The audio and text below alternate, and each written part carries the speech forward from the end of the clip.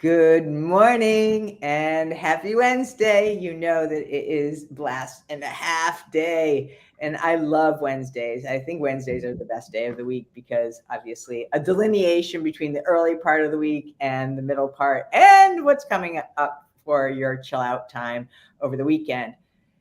Speaking of chilling out, you ever thought about negotiation as a chill out process? Something that you can do where you are not flipping out, having a little heart attack, or going through various phases of anxiety. I never thought about it either until I met Susie Tomenchok. And that's why she is here today. Susie is here. Thank you so much. And the title of her book is Manipulation. Negotiation without manipulation. Hello.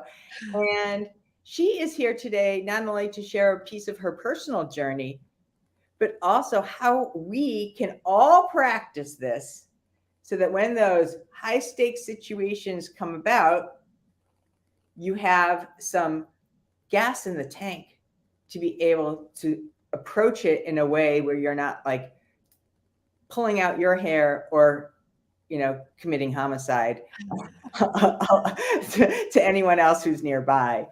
Thank you so much for coming today, Susie. And I am so thrilled to have you. Oh, I right back at you. I'm super excited to be here. And you said that so well. I love the gas in the tank analogy because it all comes down to really valuing ourselves and feeling comfortable in our own skin. So I feel so passionate about this topic, obviously. So thank you for having me.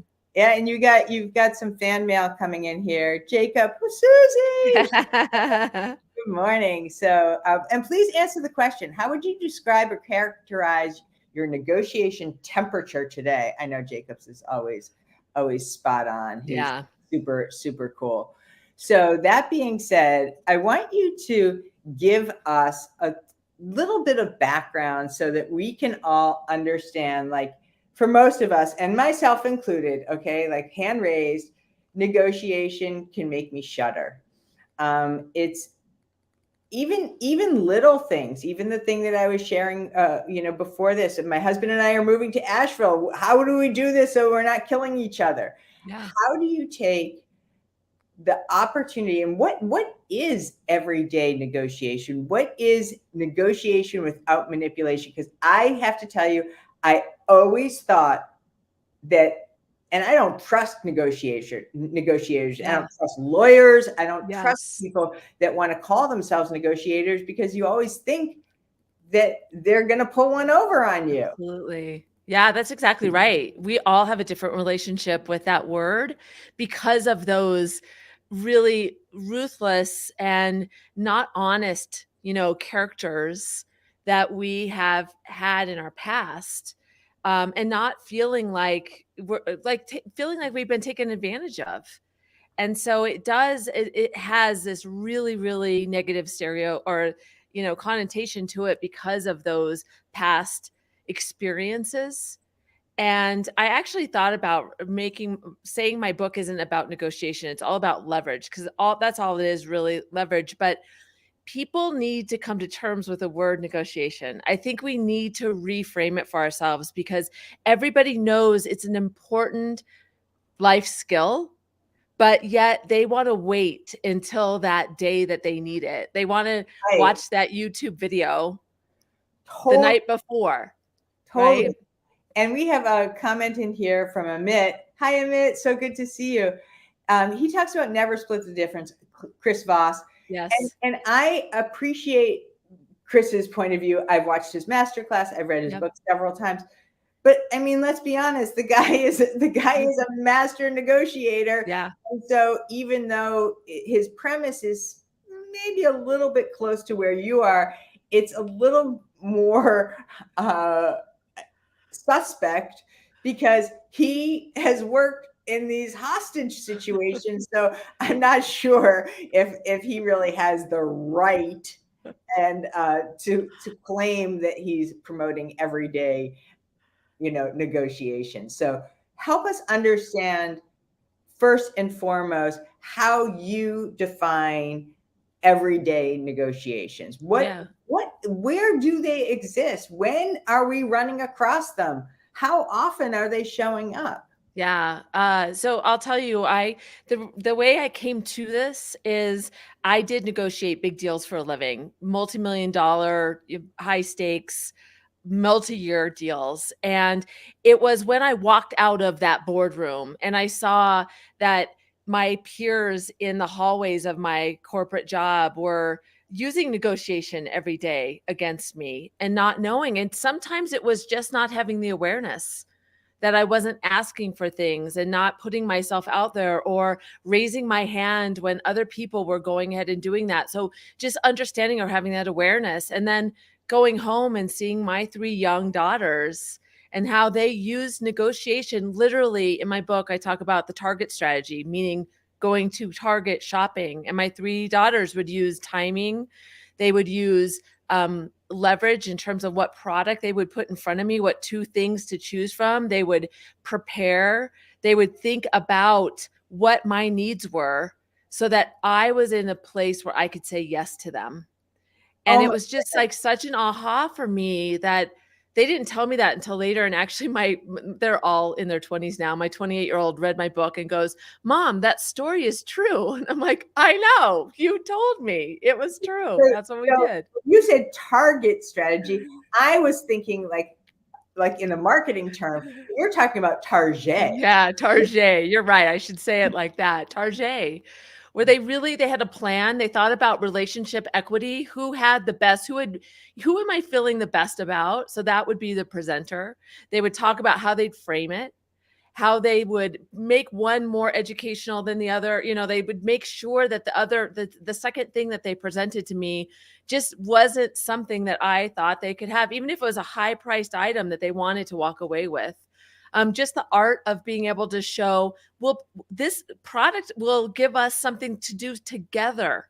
They knew that that was something that I loved about them playing Woo! together. So they were like right on, just evaluating. And the point is, when you take the time, like your move, and you talk about what is going to happen and what that experience for the other person's going to be like, you can lean into that. You're not manipulating it. You're thinking about and being really mindful about how you and the other party need to move through a situation. And when you're not available for that, my peer, his name is Dan, he asked for things. He was ruthless. He even asked at one point that I report to him because I drove a lot of revenue. So it looked good if I reported to him. And so at the meeting before the meeting, they would always think about, well, we got to make sure that we're going to give Dan this much more money, or we're going to give him this office. But Susie will just take what we give her. So we don't need to consider her needs. So Mm, even raising your hand, there's the meeting before the meeting that if you're not opting in, they're not opting in for you. mm. So that's where it came from. Oh my goodness. So I'm so excited for you to share your framework. Sure. Frameworks keep us in a place where we are able to drive success with some structure. And for any of us, I mean, like I said, myself included, I love frameworks, and I love this framework that you're about to share for negotiation. So what is your PACE framework? Yeah. And Thank you. somebody take notes there out there in LinkedIn land, because this is not to be missed. Thank you. So PACE, PACE, when you think about the pace of a negotiation, that's another aspect of, you don't just go in and go out. You have to stay in the game. You have to really consider what is the length of. So pacing the journey for you is really important to be thoughtful of. So that's a part of that pace, that framework as well. So it stands for prepare, aware, close, and evaluate. And so each one of those prepare, like if you look at any negotiation expert, they'll say the key is the party that prepares statistically wins the more times than not, because they have anticipated moves, Mm, which allows you to be objective in the moment. It allows you to prep for what you want so that if something starts to hijack you, if there's a surprise or something that happens, you already have a plan. Your past self has prepared you to be there. So Right. prepare is about looking at the leverage of the deal, not just the deal points, but anticipating how you're going to feel, anticipating where it's going to be, who's going to be across from you, what is that going to feel like? What do you need to do to, what investigation do you need to do to feel really, really good So about that? I often ask my clients, I'm like, have you played the chessboard? Yeah. Like, and what you're talking about here is basically looking at the situation and clearly from, thank you, Shiana, from all the different perspectives. But what I also heard you just talk about, which I think gets so often overlooked, is the emotionality that comes in those situations. It's one thing to just look at it clinically. It's another to say, whoa, this is where my brain is going to start to, get into a slow boil. Right. Yeah. And understand that. So, yeah. Hey, Paula, love this. Your brain has already gone down the path, so you're better prepared. And this, of Absolutely. course, applies to you, Paula, the queen of interviewing and helping candidates stay at the top of their game to prepare. So, and we have, yes, prepare, aware, close, and evaluate, and also pace yourself. Jacob says, pace is money. Even a dog with the dogma of the word negotiation, even a newborn wanting milk from mom crying is also negotiation. Love it. Yeah, so true. Okay, so prepare.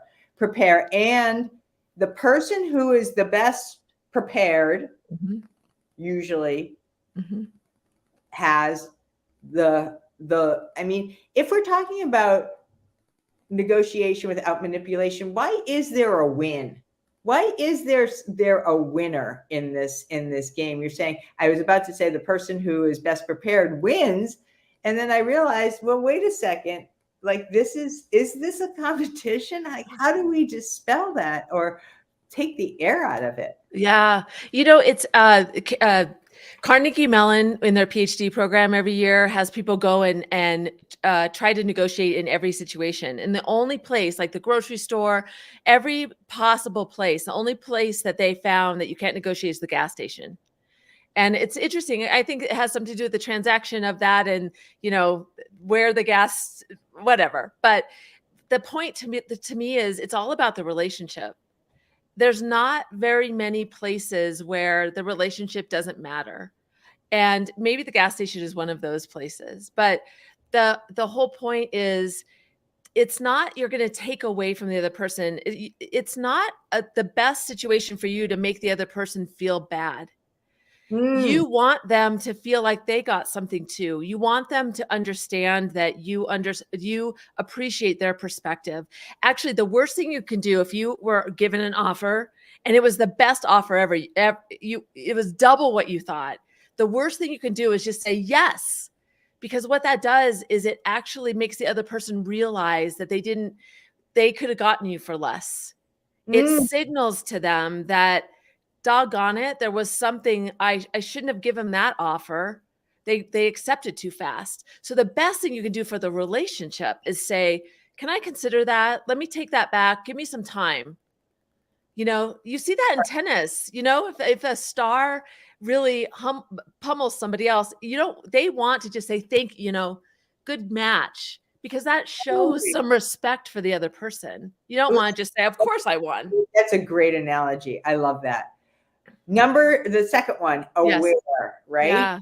Aware. Help us understand what aware means. I thought awareness was prepare, right? Ooh. I thought that was like, if I'm aware, then I'm also preparing. How are those two different? Yeah. So aware is really, when you're prepared, you can have more objectivity and really understand what the needs of the other person. So aware to me is you are in the moment. And so you're thinking to yourself, okay, I need to prepare them. I need to get them to understand my perspective. I need to make sure I'm framing my ask and thinking about, okay, are they understanding? Where are they in the place? Where are they? Are they ready to say yes? So often we're not ready for that. We have this plan and we're going to go to slide 10. That was my plan. But at slide 5, they might have said, oh, okay, I'm ready to go. And if you're not clicked into where they are, you're not able to anticipate those things and be able to move it forward. Mm. And awareness is being able to even go, okay, there's those emotions. I knew they were going to come. What I need to do is just stay with my plan. Stay with my plan. Stay and so awareness is really recalibrating. Emotion, as you know, research shows that it clouds us. Surprise, anger, happiness, everything does. So if you know that, you have to stay as objective and really in the moment to maneuver through. Mm.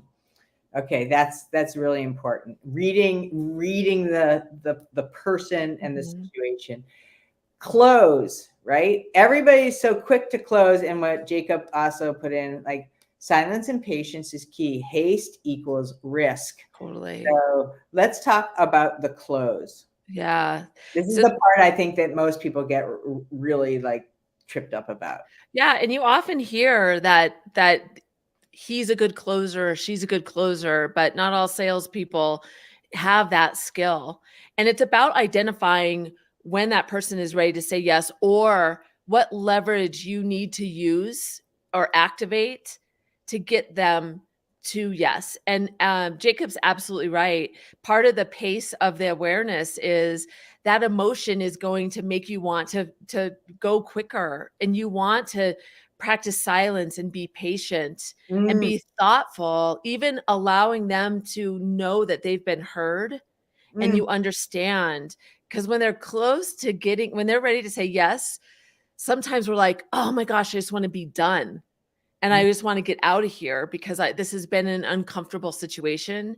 But hanging out and staying with it and really getting to that and making sure you're really clear about what we're agreeing to and what you're walking away with is really important, because communication can be a huge hampering of any negotiation because of those emotions and those assumptions that we can make. So close is identifying it, driving to it, setting expectations to say, in this conversation, this is where we're going to get. We have 3 more. If we can agree to these 3, we're done. That signals that I'm close to being done. You should be too, and that allows the person to, okay, I'll give them everything now because we're almost done. They want to be done too. Exactly. And the last one, evaluate. And the reason why I was holding off on it is, how do we know we've got the best of the deal, where to pause and where to leave it, take it or leave it. And so I wanted to hold that off until we got to the evaluation piece of this framework. Yeah. So evaluate is, you're not going to get better. So many times when we leave a negotiation, we're just like, okay, let's close that chapter. Let's move on. And so evaluate is looking at what you've done. How do you take some additional skills? What did I do well? What can I do better? Writing that down, even looking at the words you used and they used, so that you don't have revisionist history after some time, and really taking time to collect what you learned about yourself, what you learned about the other person, and what are the terms of the deal now. So evaluating that. But to that comment as well, it's also, if you're really clear about your floor and ceiling, if you're really clear about what you want, that I call it a negotiation hangover. The worst thing you can do is, what if I could have gotten more? What if all of these things? Those are things that you could consider to get yourself better, but don't let it get in your way. If you're not clear about where you want to go, having that negotiation hangover, that path in some regards never went along the way. Maybe if you would have pushed for more, they would have had to gotten approval, and that would have taken a whole different route. But why drive yourself crazy? Take what you can to learn from and move forward. You are getting some great questions here. I am so excited right now. Here's the first one. How do you distance yourself from the emotion? Oh, it's an emotional situation when you're talking about compensation in particular. Absolutely. So goodness, great question, Shiana. I think Totally. we all struggle from this. So what is your best advice? And also, I hope that you're going to talk about Susie.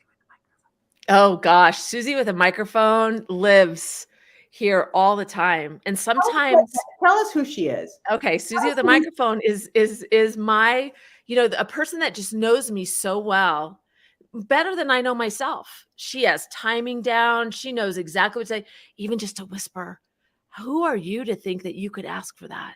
Okay, Like she's really, right. she uses that microphone with great skill.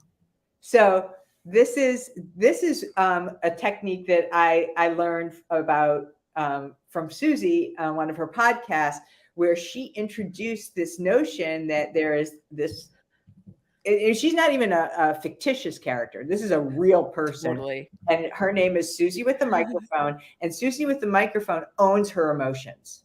Yeah, And exactly. so, tell us a little bit about how you shut Susie with the microphone. Yeah. It really has a lot to do with awareness and being able to say, because sometimes Susie with a microphone will hamper me. Like it could be, a woman's group just asked me to speak for them and tell my story. And Susie with a microphone might go, "Why you? Your story doesn't matter." And so, and I'll believe her. And so it can be very subtle. It can also, Susie with a microphone could be like, "Stop. You shouldn't do this." So she lives in here and it really hampers me sometimes. And I put her on stage. I allow her to control where I'm going. So can you help Shiana? Because I know that Yeah. it's her question, but it applies to all of us. How do you shut up Shiana with the microphone, Susie with the microphone, Lauren with the microphone, Jacob with the microphone? How do you shut these people up, especially in these high stakes situations? In this case, what she's asking about is compensation. Yeah. Well, one thing is, if you prepare the other person and you frame it in a way that gives you the control, or you're on offense, so you're not on defense, so you're not surprising them. You're like, "Listen, put it out there. I want to talk to you about my compensation. I'm going to come to you with the basis to why I'm going to ask.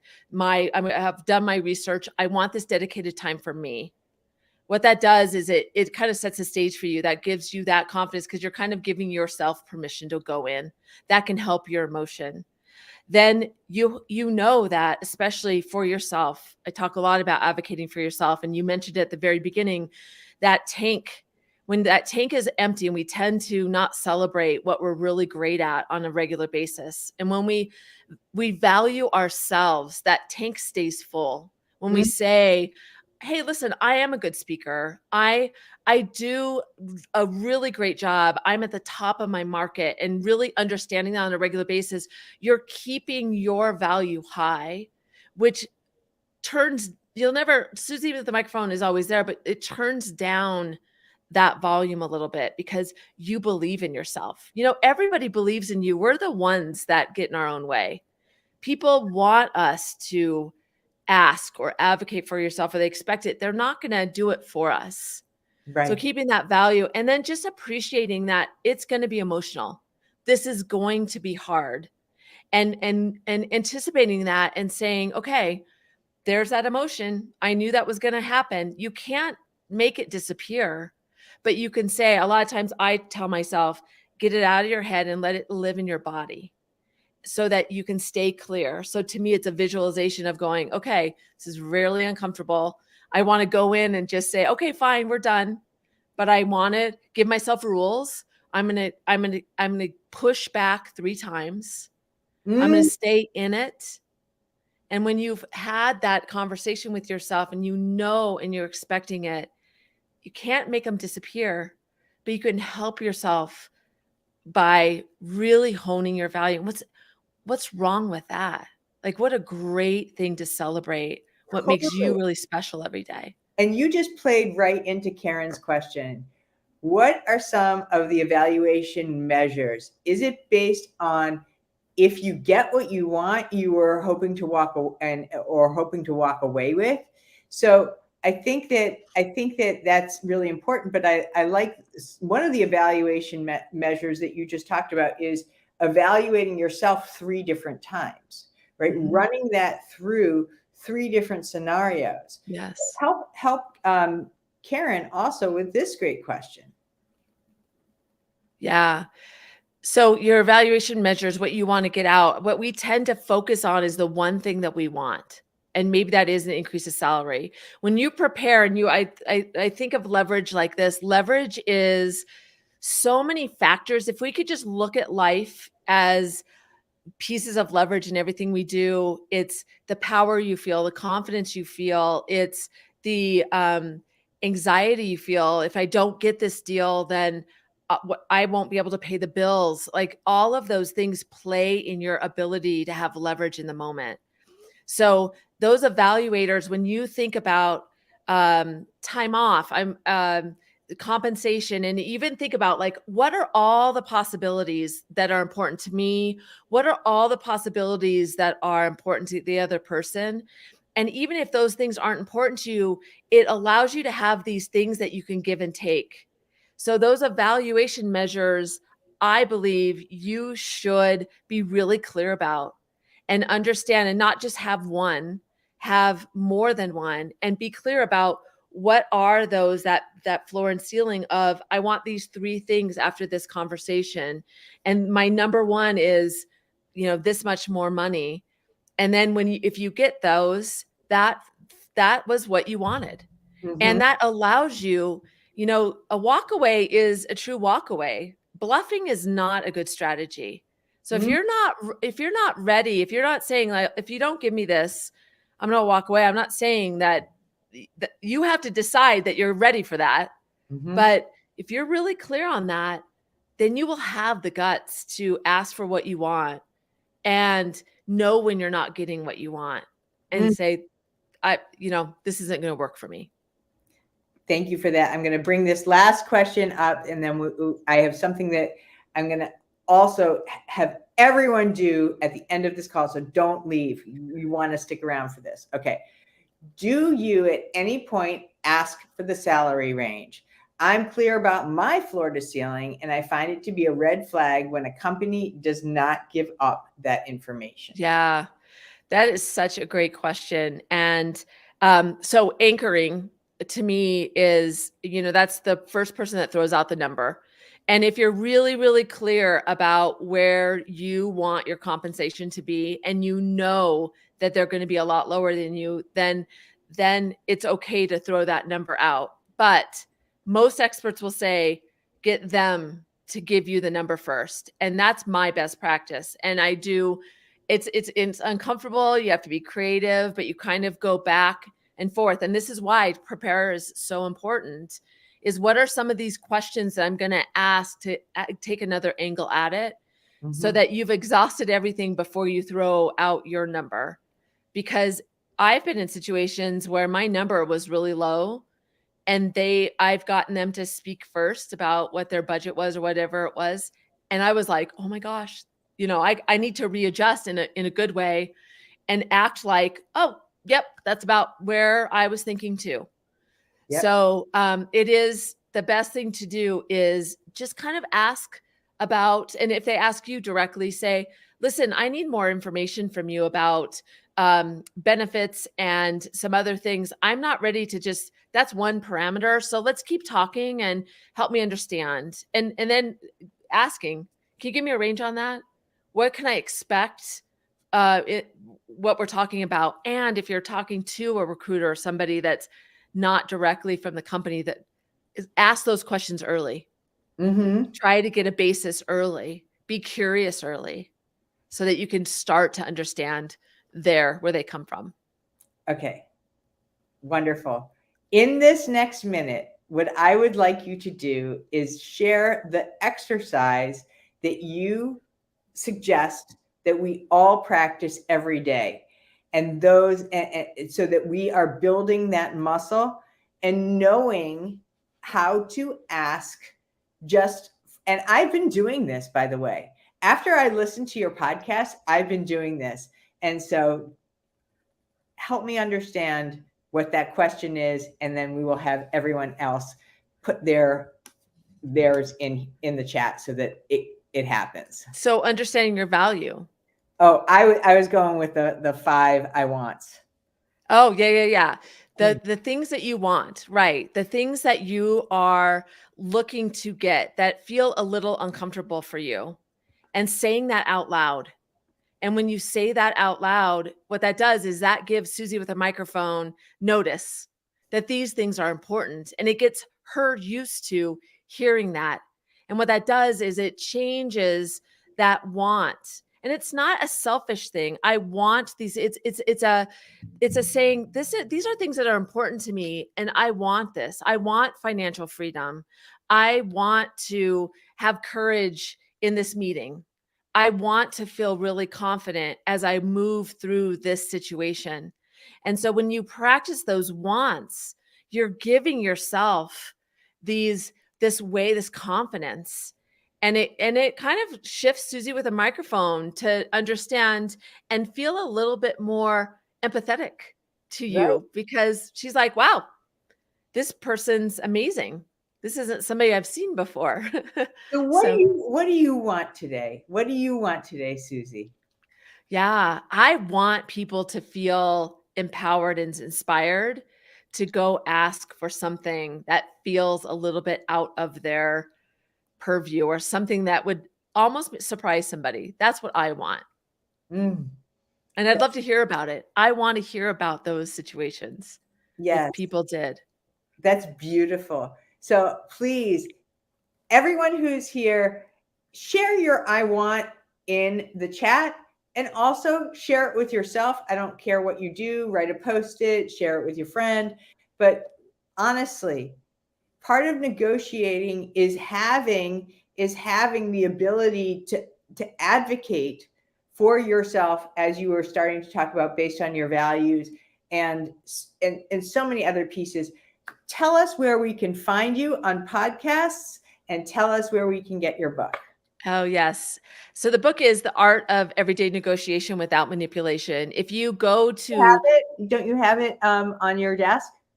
yes, Copy? it's Yeah. right here. Do a little Yes. product placement. Oh, bring it up. Yes. Oh, gosh. Let me grab it. Gosh, I should have been prepared for that. Yeah. Yes. So this is it. Um, Actually, if you go to You Can Advocate, you can buy it. I'll give you a deal today. Awesome. So yeah, so you can buy it, and I'll give you a signed copy. Or if you DM me and give me your information, it's a $15. It's usually $17.95 in Amazon. You can buy it at Amazon as well. I'm also at Susie Tomenchok.com, and that with LinkedIn. I'm pretty active on LinkedIn. So I'd love to have additional followers. And I have a newsletter that I do every week that just Your talks newsletter about rock. integrating that negotiation in your everyday situation. And the last So, one, your podcast? oh, my podcast, Leaders with Leverage. Leaders with Leverage. I listened to a number of episodes. I stuck to the solos, and I told you why. But amazing body of work, and great energy, and fantastic ways for us to practice the art of negotiation without manipulation in everyday life, so that we are prepared for some of those high stakes. Thank you, Susie Tomenchok. I loved having you here, and just hang around for a couple more minutes. All right. Sounds great. Thanks, Lauren. Of course.